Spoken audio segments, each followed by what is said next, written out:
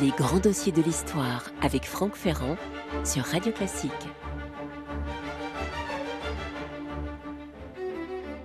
En Italie, à l'époque où ce qu'on a appelé le Risorgimento, cette espèce de grand mouvement national a atteint son paroxysme, les murs se sont partout couverts d'affiches disant « Viva Verdi !»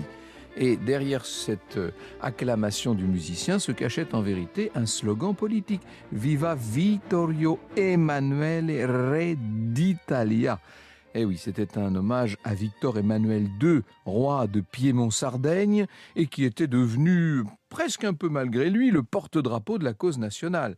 Ça a été une espèce de grande flambée à travers l'ensemble de la péninsule, puissant témoignage du culte dont par ailleurs Giuseppe Verdi était l'objet. Le grand compositeur d'opéra est devenu, à sa façon, le porte-parole d'un pays en colère. Il faut que je vous le présente peut-être, ce Verdi, originaire de sa province de Parme, où il est né en 1813. Un siècle plus tôt, il y avait eu le traité d'Utrecht en 1713, qui avait donné la province aux Bourbons d'Espagne, tandis que la domination des puissants Habsbourg d'Autriche s'étendait sur presque tout le reste du pays. À partir de 1796, avec la Révolution française, avec l'arrivée de Bonaparte, n'est-ce pas, Parme est passé sous influence française, bien sûr, et sous la férule du général français, est passé sous la férule de la nouvelle République italienne, éphémère. L'occupation française a offert peu à peu aux classes moyennes des villes italiennes en pleine expansion un appui pour contrer l'influence politique de l'Église, qui était jugée réactionnaire. Dans le même temps, il y a cette propagande nationale dont les Français ont fait preuve et qui n'a pas manqué de raviver la flamme patriotique dans le cœur d'un certain nombre de ceux qui se voyaient comme des vaincus. L'effacement politique de nombreux petits États italiens a encouragé l'idée d'une réunification de toute la péninsule et en 1815, lorsque Murat que Napoléon avait nommé roi de Naples, lorsque Murat essaie, sans que l'entreprise paraisse vraiment absurde, d'unifier son gouvernement, bien le pays tout entier devrait passer sous la férule de Murat, et en vérité, eh bien, il est battu, vous savez, il est renversé, il est fusillé, et son acte n'en a pas moins frappé les Italiens. Ça a été quelque part un exemple qu'a donné Murat. Et les Italiens ont pris conscience que le temps de la Restauration était enfin venu. Franck Ferrand sur Radio Classique. Alors il y a eu la chute de Napoléon, le congrès de Vienne pour réorganiser l'Europe, rétablir en Italie l'ordre social et politique. L'Italie est redevenue une mosaïque de 12 petits États. Là, on avait l'impression d'un grand retour en arrière. Et hormis les États pontificaux, seuls les royaumes de Naples et de Piémont-Sardaigne avaient une vraie indépendance. Tous les autres étaient sous des influences étrangères. Peu d'Italiens peuvent se satisfaire de telles conditions. Certains d'entre eux vont se rassembler dans des sociétés secrètes pour essayer de lutter contre l'absolutisme. Et parmi ces sociétés secrètes, une tout particulièrement, les Carbonari, les charbonniers, n'est-ce pas ? Parmi ceux qui s'activent comme ça, plus ou moins dans l'ombre, Giuseppe Mazzini. En 1831, ce patriote rebelle va fonder une nouvelle association révolutionnaire, la Jeune Italie. Seulement, l'énergie qu'il dépense à tenter d'encourager le patriotisme et à encourager un soulèvement de l'ensemble du pays, cette énergie n'est pas récompensée. Il est à ce moment-là contraint d'aller se réfugier. Il s'en va en Angleterre. C'est comme ça que font généralement les révolutionnaires qui ne réussissent pas dans leur pays. Ils vont s'installer à Londres. Depuis son exil, il va d'ailleurs continuer à poursuivre son but. Il utilise abondamment les cellules de la Jeune Italie pour entretenir la flamme nationaliste là-bas, sur place, sur le territoire italien, dans la péninsule. Et peu à peu, il va parvenir à inculquer à toute une génération d'Italiens l'idée que cette péninsule tout entière pourrait former un seul pays qui serait le pays des Italiens. C'est tout à fait incroyable et c'est très fort comme idée. Dites-vous que l'Italie a toujours été morcelée en toutes sortes de petites principautés. Enfin, je dis toujours, après la chute de l'Empire romain, bien entendu. Toutes ces principautés se sont toujours fait la guerre. Principautés et républiques, d'ailleurs, qui se sont constamment fait la guerre, qui sont passées peu à peu sous sous influence étrangère, donc à mesure que croissait la puissance des Autrichiens, des Espagnols, des Français, etc. Et donc, l'idée qu'on puisse s'autonomiser, qu'on puisse s'émanciper de ces tutelles pour constituer une grande nation italienne, c'était une idée proprement révolutionnaire. Alors, et Verdi là-dedans, me direz-vous? Verdi est un autodidacte, indépendant. Il n'est pas du genre à adhérer à un mouvement et à se laisser embrigader, c'est le moins qu'on puisse dire. Mais quand même, lorsqu'il voit cette jeune Italie qui commence à émerger, il est gagné par cet idéal. Et comme Mazzini, comme d'autres, il est subjugué par l'écrivain Alexandre Manzoni, dont Les Fiancés, Les Fiancés c'est un roman qui est paru en 1827, eh bien, ce roman l'a enthousiasmé. Le compositeur va rencontrer d'ailleurs tardivement Manzini. Il est séduit par son élévation morale. Il va lui dédier sa messe de requiem. Et plus tard, il écrira à Clara Maffei. Je dis plus tard, on sera là en 1868. Verdi dit « Je me serais mis à genoux devant lui si l'on pouvait adorer les hommes. On ne le doit pas, dit-on, soit. Mais l'on porte tout de même au nu bien des gens qui n'ont eu ni le talent, ni les qualités de Manzoni, et qui n'étaient que de fieffés sapajous. » Je tire cette phrase d'un ouvrage paru chez Bouquin sous la direction de Bertrand d'Hermoncourt et qui s'appelle « Tout Verdi ». Verdi parvient à exprimer son patriotisme dès ses premiers opéras. Et pourtant, il y a la censure autrichienne qui veille. Les Autrichiens qui sont installés à Milan pensent détourner les Milanais de la politique en subventionnant le fameux théâtre de la Scala. Eh bien, ils se trompent lourdement, comme va le leur montrer l'incomparable succès de Va Pensiero. Va Pensiero, vous savez, ce cœur des Juifs captifs en exil dans Nabucco. Ça va être l'origine d'un ardent sentiment nationaliste. On peut même affirmer que cet extrait, avec par la suite d'autres œuvres du compositeur, va devenir le symbole du Risorgimento auquel le nom de Verdi sera indéfectiblement associé.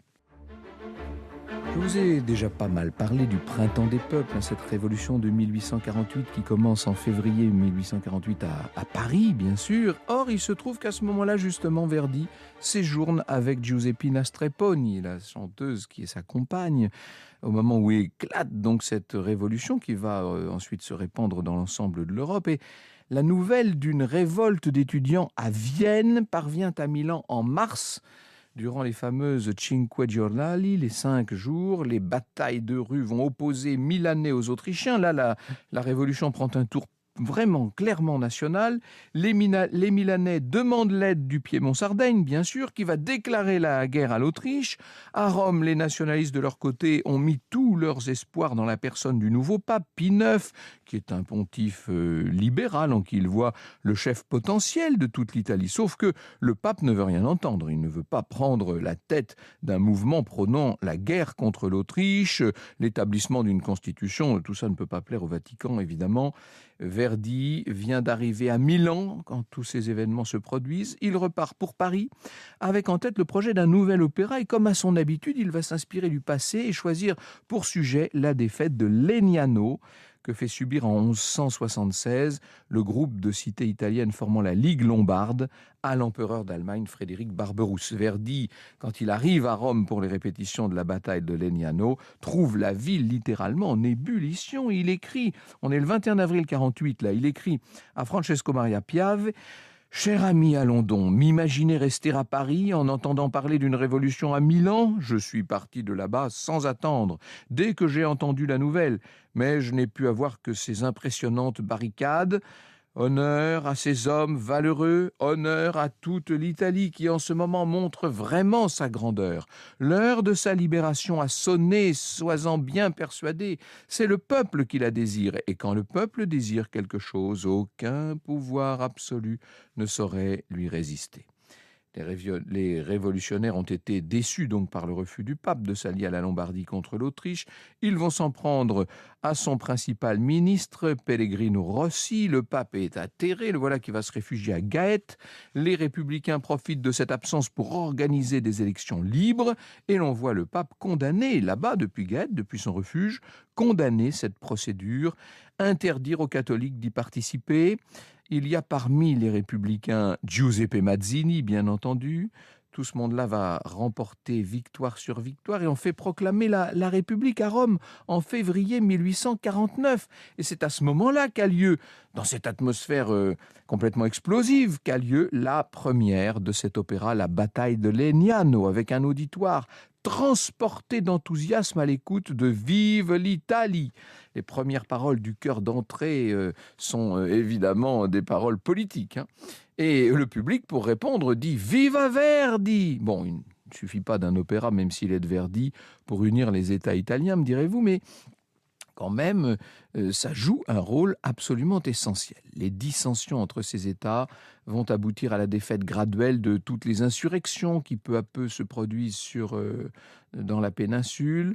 La cité décide de se constituer en république indépendante une fois les Autrichiens chassés de Venise. Les citoyens de Milan, quant à eux, refusent de se laisser absorber par le Piémont. Et sur ces entrefaites, les Autrichiens vont écraser les Piémontais. Là, on est en mars 49. Et pendant ce temps, à Rome, Mazzini continue à défendre l'idée d'une révolution pour la libération nationale avec cette armée dirigée par Giuseppe Garibaldi. Voilà le nom prononcé. Garibaldi qui a été contraint de se réfugier en 1934 en Amérique du Sud parce qu'il avait participé justement au mouvement Jeune Italie. Il avait formé là-bas une armée de 10 000 hommes, les chemises rouges, vous savez, sa légion des chemises rouges, et il a combattu pour la libération de Montevideo. La France est depuis la fin de 1848 sous la tutelle de Louis-Napoléon Bonaparte, devenu en 1851 l'empereur Napoléon III. Et face à la tournure des événements, eh bien, la France décide d'intervenir en Italie, d'une part pour freiner l'expansion autrichienne, c'est vrai, mais d'autre part pour se ménager une zone d'influence. Et ça y est, le 3 juillet 1949, l'armée française s'oppose aux chemises rouges et libère Rome. Intervention qui met fin à l'éphémère République, qui rétablit Pie IX sur son trône. C'est tout le paradoxe d'un empereur, Napoléon III, enfin d'un président de la République à l'époque, qui avait été Carbonaro dans sa jeunesse. Garibaldi ne se laisse pas abattre. Il a bien l'intention de continuer la lutte et après l'échec des soulèvements de cette période de 48-49, un homme de grande valeur va faire son entrée sur la scène politique qu'on peut maintenant qualifier d'italienne. C'est Camille Cavour. Cavour va gouverner en libéral et encourager la modernisation de l'agriculture et de l'industrie du Piémont, dont il est Premier ministre. Il a à sa tête un partisan de l'unification de l'Italie, puisque c'est le nouveau roi Victor Emmanuel II. Comprenez le slogan maintenant, Viva Verdi, qu'on peut lire partout, bien sûr, qu'on inscrit sur des banderoles dans les manifestations, qu'on barbouille dès qu'on le peut sur les murs. C'est le symbole de ce grand mouvement national qu'on appelle donc le Risorgimento. Pendant ce temps, en fin diplomate, Cavour a amené Napoléon III à promettre son aide au Piémont dans le cas d'un conflit avec l'Autriche. Verdi n'est pas resté inactif pendant ce temps-là. Il faut vous dire que Verdi éprouve une grande admiration pour Cavour. Il va acheter des armes et il fait déjà équiper la milice locale. En 1959, les Autrichiens vont donc se relancer dans la guerre contre l'Italie. C'est l'empereur François-Joseph qui va trouver en face de lui Napoléon III, venu au secours de Victor Emmanuel, le roi de Piémont-Sardaigne. Tout ce monde-là soutenu par Garibaldi. Vous voyez que finalement les Français se sont rabibochés, si je puis dire, avec le chef des chemises rouges.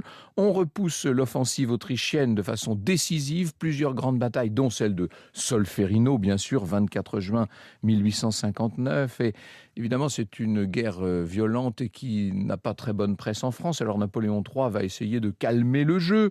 Le traité de Villafranca apporte à la France, vous le savez, Nice et une partie de la Savoie. Nice, c'est la ville natale de Garibaldi. La Savoie, c'est le berceau de la famille royale de Piémont. Et en retour, l'empereur va se montrer favorable à l'organisation de plébiscites dans les autres États du nord de l'Italie, ce qui fait que d'un seul coup, Victor Emmanuel est devenu le roi populaire de tout ce nord de l'Italie.